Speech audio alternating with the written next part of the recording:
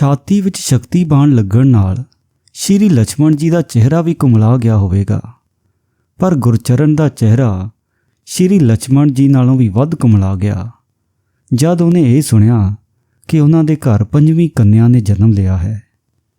Gurcharan bank ਵਿੱਚ 60 ਰੁਪਏ ਮਹੀਨੇ ਦੀ ਨੌਕਰੀ ਕਰਦੇ ਹਨ। ਕਲਰਕ ਬਾਬੂ ਹੋਣ ਕਰਕੇ ਉਹਨਾਂ ਦਾ ਸਰੀਰ ਸੁਕੜੂ ਜਿਹਾ ਹੈ। ਅੱਖਾਂ, ਚਿਹਰਾ ਸਭ ਅੰਗਾਂ ਤੋਂ ਟਾਂਗੇ ਦੇ ਘੋੜੇ ਵਾਂਗੂ ਮੱਚ ਮਰਿਆ ਹੋਇਆ ਮਾਲੂਮ ਹੁੰਦਾ ਹੈ। ਇਹ ਦੁਖਦਾਈ ਖਬਰ ਸੁਣ ਕੇ ਉਹਨਾਂ ਦੇ ਹੁੱਕੇ ਦੀ ਨਲੀ ਹੱਥ ਵਿੱਚ ਹੀ ਫੜੀ ਰਹਿ ਗਈ। ਦਾਦੇ ਬਾਬੇ ਦੇ ਵੇਲੇ ਦੇ ਪੁਰਾਣੇ ਸਿਰਹਾਣੇ ਦੇ ਸਹਾਰੇ ਉਹ ਮੁਰਦੇ ਜਿਹੇ ਵਾਂਗ ਡਿੱਗ ਪਏ ਤੇ ਉਹਨਾਂ ਦੀ ਹਿੰਮਤ ਹੌਕਾ ਲੈਣ ਦੀ ਵੀ ਨਾ ਰਹੀ। ਇਹ ਸ਼ੁਭ ਖਬਰ ਉਹਨਾਂ ਦੀ ਤੀਸਰੀ ਲੜਕੀ ਜੋ 10 ਸਾਲਾਂ ਦੀ ਸੀ ਲਿਆਈ ਸੀ। ਇਹਦਾ ਨਾਂ ਐਨਾ ਕਾਲੀ ਸੀ। ਉਸਨੇ ਆਖਿਆ, ਬਾਬੂ ਜੀ ਚਲੋ ਨਾ ਵੇਖ ਕੇ ਆਓ।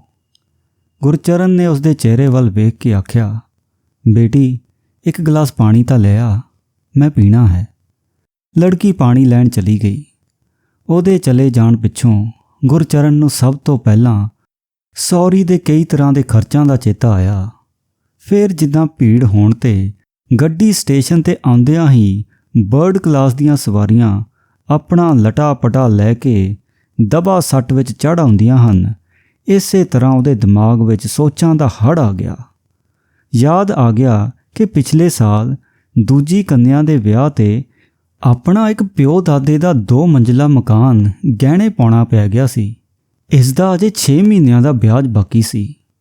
ਮਹੀਨੇ ਤੱਕ ਦੁਰਗਾ ਪੂਜਾ ਆਉਣ ਵਾਲੀ ਸੀ। ਵਿਚਕਾਰਲੀ ਲੜਕੀ ਦੇ ਘਰ ਸੌਗਾਤ ਭੇਜਣੀ ਹੈ। ਦਫ਼ਤਰ ਵਿੱਚ ਇਸ ਵੇਲੇ ਤਾਂ ਜਮ੍ਹਾਂ ਖਰਚ ਦਾ ਜੋੜ ਨਹੀਂ ਸੀ ਮਿਲ ਸਕਿਆ। ਅੱਜ 12 ਵਜੇ ਤੱਕ ਵਲਾਇਤ ਨੂੰ ਹਿਸਾਬ ਭੇਜਣਾ ਹੈ। ਸਾਹਿਬ ਨੇ ਹੁਕਮ ਦਿੱਤਾ ਹੈ ਕਿ ਕੋਈ ਮੈਲੇ ਕੱਪੜੇ ਪਾ ਕੇ ਦਫ਼ਤਰ ਨਹੀਂ ਆ ਸਕਦਾ। ਸੁਆਦੀ ਗੱਲ ਇਹ ਹੈ ਕਿ ਪਿਛਲੇ ਹਫ਼ਤੇ ਤੋਂ ਧੋਬੀ ਦਾ ਪਤਾ ਨਹੀਂ, ਖਬਰੇ ਕੱਪੜੇ ਮਾਰ ਕੇ ਹੀ ਨਾ ਨੱਠ ਗਿਆ ਹੋਵੇ। ਅੱਧਿਓਂ ਵੱਧ ਕੱਪੜੇ ਉਸ ਪਾਸ ਹਨ। ਗੁਰਚਰਨ ਪਾਸੋਂ ਸਿਰਹਾਣੇ ਦੇ ਆਸਰੇ ਬੈਠਾ ਨਹੀਂ ਗਿਆ। ਹੁੱਕਾ ਇੱਕ ਪਾਸੇ ਰੱਖ ਕੇ ਲੰਮੇ ਪੈ ਗਿਆ। ਮਨ ਹੀ ਮਨ ਵਿੱਚ ਆਖਣ ਲੱਗਾ, ਭਗਵਾਨ ਇਸ ਕਲਕੱਤੇ ਵਰਗੇ ਸ਼ਹਿਰ ਵਿੱਚ ਪਤਾ ਨਹੀਂ ਹਰ ਰੋਜ਼ ਕਿੰਨੇ ਆਦਮੀ ਗੱਡੀਆਂ ਮੋਟਰਾਂ ਥੱਲੇ ਆ ਕੇ ਮਰਦੇ ਹੋਣਗੇ। ਕੀ ਮੈਂ ਉਹਨਾਂ ਨਾਲੋਂ ਵੀ ਪਾਪੀ ਹਾਂ ਜੋ ਦੁੱਖ ਭੋਗਣ ਲਈ ਜਿਉਂਦਾ ਬੈਠਾ ਹੋਇਆ ਹਾਂ? ਕਿਰਪਾਲੂ ਪਿਤਾ ਕਿਰਪਾ ਕਰ ਤੇ ਕੋਈ ਭਾਰਾ ਜਿਹਾ ਟਰੱਕ ਮੇਰੀ ਛਾਤੀ ਉੱਤੋਂ ਦੇ ਵੀ ਲੰਘਾ ਦੇ। ਅਨਾਕਾਲੀ ਪਾਣੀ ਲੈ ਕੇ ਆਈ। ਕਹਿਣ ਲੱਗੀ, ਉੱਠੋ ਪਾਣੀ ਪੀ ਲਓ। ਗੁਰਚਰਨ ਨੇ ਉੱਠ ਕੇ ਸਾਰਾ ਪਾਣੀ ਇੱਕੋ ਸਾਏ ਪੀ ਲਿਆ। ਕਹਿਣ ਲੱਗਾ, ਜਾ ਬੱਚੀ ਗਲਾਸ ਲੈ ਜਾ। ਉਹਦੇ ਜਾਣ ਪਿੱਛੋਂ ਫੇਰ ਲੰਮਾ ਪੈ ਗਿਆ। ਲਲਿਤਾ ਨੇ ਕਮਰੇ ਵਿੱਚ ਆ ਕੇ ਦੇਖਿਆ, ਮਾਮਾ ਜੀ ਚਾਹ ਲਿਆਈ ਆ, ਉੱਠੋ।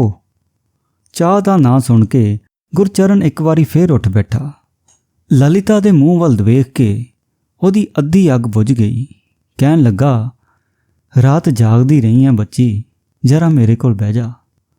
ਲਲਿਤਾ ਸੰਗਾਊ ਹਾਸਾ ਹੱਸ ਕੇ ਕੋਲ ਆ ਕੇ ਬਹਿ ਗਈ ਤੇ ਆਖਣ ਲੱਗੀ, ਮਾਮਾ ਜੀ ਮੈਂ ਰਾਤ ਬਹੁਤਾ ਨਹੀਂ ਜਾਗੀ।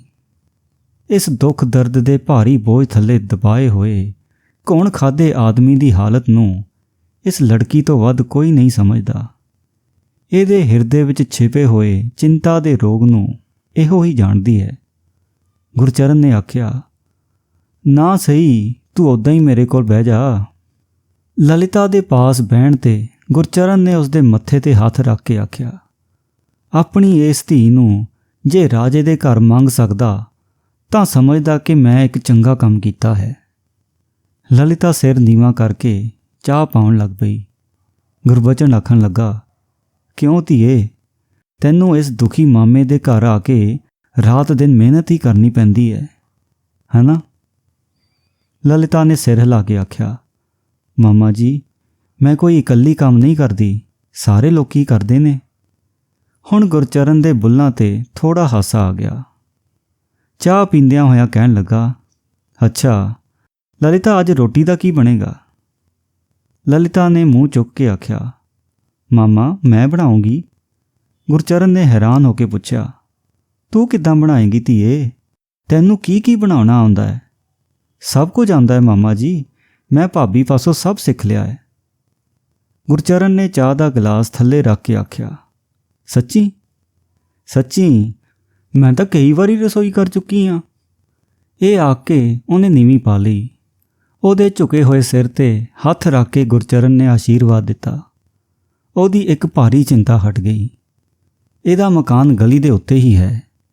ਚਾਹ ਪੀਂਦਿਆਂ ਪੀਂਦਿਆਂ ਬਾਰੀ ਤੋਂ ਬਾਹਰ ਨਜ਼ਰ ਪੈਂਦਿਆਂ ਹੀ ਉਸਨੇ ਚਿੱਲਾ ਕੇ ਆਖਿਆ, ਸ਼ੇਖਰ ਹੈ, ਸੁਣੋ ਸੁਣੋ। ਇੱਕ ਲੰਮੇ ਕੱਦ ਕਾਠ ਦਾ ਸੋਹਣਾ ਜਿਹਾ ਗੱਭਰੂ ਅੰਦਰ ਆ ਗਿਆ। ਗੁਰਚਰਨ ਨੇ ਆਖਿਆ, ਬਹਿ ਜਾ, ਅੱਜ ਤੂੰ ਆਪਣੀ ਚਾਚੀ ਦੀ ਸਵੇਰ ਦੀ ਕਰਤੂਤ ਤਾਂ ਸੁਣੀ ਲਈ ਹੋਵੇਗੀ। ਸ਼ੇਖਰ ਨੇ ਮੁਸਕਰਾਉਂਦਿਆਂ ਹੋਇਆਂ ਕਿਹਾ, ਕੀ ਕਰਤੂਤ? ਲੜਕੀ ਹੋਈ ਹੈ? ਗੁਰਚਰਨ ਨੇ ਹੋਕਾ ਲੈ ਕੇ ਆਖਿਆ, ਤੇਰੇ ਭਾ ਦੀ ਤਾਂ ਕੋਈ ਗੱਲ ਨਹੀਂ, ਪਰ ਜੋ ਕੁਝ ਹੋਇਆ ਹੈ ਇਹ ਮੈਂ ਹੀ ਜਾਣਦਾ। ਸ਼ੇਖਰ ਨੇ ਆਖਿਆ, ਚਾਚਾ ਜੀ ਇੱਦਾਂ ਨਾ ਆਖੋ, ਚਾਚੀ ਸੁਣੇਗੀ ਤਾਂ ਉਹਨੂੰ ਬੜਾ ਹਿਰਖ ਹੋਵੇਗਾ। ਇਸ ਤੋਂ ਬਿਨਾਂ ਜੇ ਰੱਬ ਨੇ ਜੀ ਭੇਜਿਆ ਹੈ ਉਸ ਨੂੰ ਜੀ ਆਇਆਂ ਆਖਣਾ ਚਾਹੀਦਾ ਹੈ। ਗੁਰਚਰਨ ਥੋੜਾ ਚਿਰ ਚੁੱਪ ਹੋ ਕੇ ਬੋਲਿਆ, ਲਾਡ ਪਿਆਰ ਕਰਨਾ ਚਾਹੀਦਾ ਹੈ ਜਾਂ ਜੀ ਆਇਆਂ ਨੂੰ ਆਖਣਾ ਚਾਹੀਦਾ ਹੈ, ਇਹ ਤਾਂ ਮੈਂ ਵੀ ਚੰਗੀ ਤਰ੍ਹਾਂ ਜਾਣਦਾ। ਪਰ ਕਾਕਾ, ਭਗਵਾਨ ਵੀ ਤਾਂ ਇਨਸਾਫ ਨਹੀਂ ਕਰਦੇ।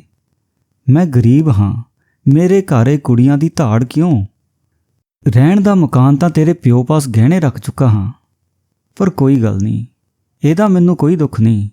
ਪਰ ਇਹ ਤਾਂ ਸੋਚ ਕਾਕਾ, ਇਹ ਜੋ ਸਾਡੀ ਲਲਿਤਾ ਹੈ, ਜਿਹਦਾ ਮਾਂ ਪਿਓ ਕੋਈ ਨਹੀਂ, ਇਹ ਸੋਨੇ ਦੀ ਪੁਤਲੀ ਤਾਂ ਕਿਸੇ ਰਾਜ ਘਰਾਣੇ ਅੰਦਰ ਹੀ ਸੋਭਾ ਪਾ ਸਕਦੀ ਹੈ। ਮੈਂ ਕਿੱਦਾਂ ਇਸ ਨੂੰ ਥਾਂ ਕੁਥਾਂ ਦੇ ਦਿਆਂ? ਰਾਜਾ ਦੇ ਮੁਕਟ 'ਤੇ ਜੋ ਕੋਹੀਨੂਰ ਹੀਰਾ ਚਮਕਦਾ ਹੈ, ਇਹੋ ਜਿਹੇ ਹਜ਼ਾਰਾਂ ਹੀਰੇ ਵੀ ਮੇਰੀ ਇਸ ਬੇਟੀ ਦਾ ਟਾਕਰਾ ਨਹੀਂ ਕਰ ਸਕਦੇ। ਇਹ ਗੱਲ ਕੌਣ ਸਮਝੇਗਾ? ਪੈਸਿਆਂ ਦੇ ਘਾਟੇ ਕਰਕੇ ਮੈਨੂੰ ਇਹੋ ਜਿਹੇ ਰਤਨ ਵੀ ਗਵਾਉਣੇ ਪੈਣਗੇ? ਤੂੰ ਹੀ ਦੱਸ ਬੇਟਾ, ਇਸ ਹਾਲਤ ਵਿੱਚ ਕਿੱਡਾ ਵੱਡਾ ਤੀਰ ਕਲੇਜੇ ਵਿੱਚ ਲੱਗਦਾ ਹੈ। ਇਹ 13 ਸਾਲ ਦੀ ਹੋ ਚੁੱਕੀ ਹੈ, ਪਰ ਇਸ ਵੇਲੇ ਮੇਰੇ ਹੱਥ ਵਿੱਚ 13 ਪੈਸੇ ਵੀ ਨਹੀਂ ਹਨ ਤਾਂ ਜੋ ਮੈਂ ਇਸ ਦਾ ਕੋਈ ਸਬੰਧ ਹੀ ਬਣਾ ਸਕਾਂ। ਗੁਰਚਰਨ ਦੀਆਂ ਅੱਖਾਂ ਵਿੱਚ ਅੱਥਰੂ ਭਰ ਆਏ। ਸ਼ੇਖਰ ਚੁੱਪਚਾਪ ਬੈਠਾ ਰਿਹਾ। ਗੁਰਚਰਨ ਆਖਣ ਲੱਗਾ, ਸ਼ੇਖਰ ਨਾਥ, ਵੇਖਣਾ ਤਾਂ ਸਹੀ ਜੇ ਮਿੱਤਰਾਂ ਵਿੱਚੋਂ ਕੋਈ ਇਸ ਲੜਕੀ ਦੀ ਬਾਂਹ ਫੜ ਸਕੇ। ਸੁਣਿਆ ਕਿ ਅੱਜ ਕੱਲ੍ਹ ਬਹੁਤ ਸਾਰੇ ਲੜਕੇ ਸਿਰਫ ਲੜਕੀ ਨੂੰ ਵੇਖ ਕੇ ਹੀ ਪਸੰਦ ਕਰ ਲੈਂਦੇ ਨੇ ਤੇ ਰੁਪਏ ਪੈਸੇ ਦਾ ਖਿਆਲ ਨਹੀਂ ਕਰਦੇ। ਜੇ ਇਹੋ ਜਿਹਾ ਕੋਈ ਲੜਕਾ ਮੇਰੇ ਮੱਥੇ ਲਾ ਦਿਓ ਤਾਂ ਮੈਂ ਸੱਚ ਆਖਦਾ ਕਿ ਮੇਰੀ ਅਸੀਸ ਨਾਲ ਤੁਸੀਂ ਰਾਜਾ ਬਣ ਜਾਓਗੇ। ਹੋਰ ਕੀ ਆਖਾਂ ਕਾਕਾ, ਤੇਰਾ ਪਿਓ ਮੈਨੂੰ ਛੋਟਾ ਭਰਾ ਹੀ ਸਮਝਦਾ ਹੈ। ਸ਼ੇਖਰ ਨੇ ਸਿਰ ਹਿਲਾ ਕੇ ਆਖਿਆ, ਚੰਗਾ, ਮੈਂ ਲੱਭਾਂਗਾ। ਗੁਰਚਰਨ ਨੇ ਆਖਿਆ, ਭੁੱਲਣਾ ਨਹੀਂ ਬੱਚਾ, ਧਿਆਨ ਰੱਖਣਾ। ਲਲਿਤਾ ਤਾਂ 8 ਸਾਲਾਂ ਤੋਂ ਤੇਰੇ ਕੋਲ ਹੀ ਪੜ੍ਹ ਲਿਖ ਕੇ ਮੁਟਿਆਰ ਹੋਈ ਹੈ। ਤੂੰ ਤਾਂ ਜਾਣਦਾ ਹੀ ਹੈ ਕਿਹੋ ਜਿਹੀ ਸਿਆਣੀ ਤੇ ਸ਼ਾਂਤ ਸੁਭਾਅ ਦੀ ਹੈ। ਭਾਵੇਂ ਉਮਰ ਦੀ ਛੋਟੀ ਹੈ, ਪਰ ਅੱਜ ਤੋਂ ਇਹੋ ਰੋਟੀ ਪਾਣੀ ਕਰੇਗੀ, ਖੁਆਏਗੀ ਪਿਆਏਗੀ, ਸਭ ਘਰ ਦੇ ਜੁੰਮੇ ਹੈ। ਇਸ ਵੇਲੇ ਲਲਿਤਾ ਨੇ ਅੱਖਾਂ ਚੁੱਕ ਕੇ ਵੇਖਿਆ ਤੇ ਫਿਰ ਨੀਵੀਂ ਪਾ ਲਈ। ਉਸ ਦੇ ਬੁੱਲ੍ਹਾਂ ਦੇ ਦੋਵੇਂ ਕੰਢੇ ਕੁਝ ਚੌੜੇ ਜਿਹੇ ਹੋ ਗਏ। ਗੁਰਚਰਨ ਨੇ ਇੱਕ ਹੋਕਾ ਲਿਆ। ਇਸ ਦੇ ਪਿਓ ਨੇ ਕੋਈ ਘੱਟ ਕਮਾਈ ਕੀਤੀ ਸੀ, ਪਰ ਸਭ ਕੁਝ ਇੱਦਾਂ ਪੁੰਨ ਕਰ ਗਏ ਕਿ ਆਪਣੀ ਲੜਕੀ ਵਾਸਤੇ ਕੁਝ ਵੀ ਨਹੀਂ ਛੱਡਿਆ। ਸ਼ੇਖਰ ਚੁੱਪ ਕਰ ਰਿਹਾ।